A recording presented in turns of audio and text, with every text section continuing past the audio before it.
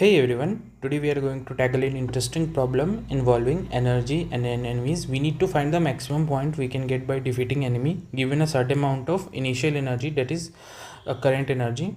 So let's go to the problem. We have an integer array enemy energies representing the energy level of various enemies. We have an also a current energy representing our initial energy. Starting with 0 point, we can perform operation if our energy is greater than or equal to an enemy energy. We can defeat them and gain 1 point. Okay, but our energy is decreased by that enemy energy.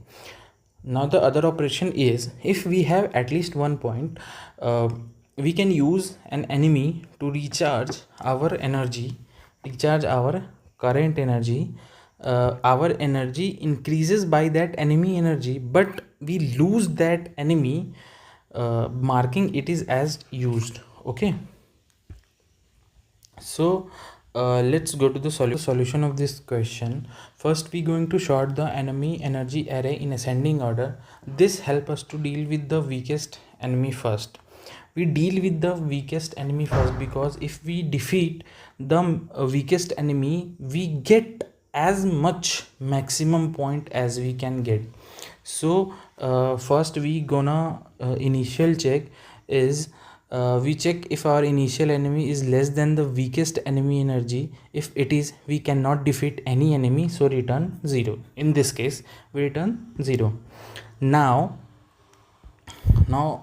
what we gonna do is, we calculate how many points we can get repeatedly defeating the weakest enemy until we cannot anymore.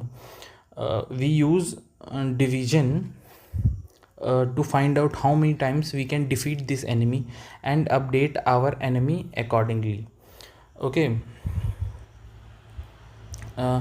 now once we defeated the weakest enemy, we have points. If we have points, we can perform operation 2. So if we perform operation 2, we can add any unmarked enemy energy to our current energy and recharge or increase our current energy.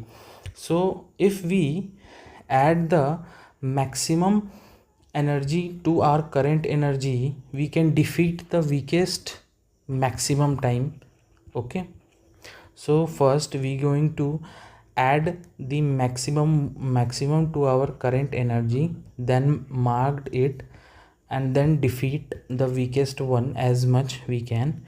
Then once we cannot defeat this weak anymore, we add the second element to our the current energy. Further, this way we iterate backward and find out our we find out our maximum point.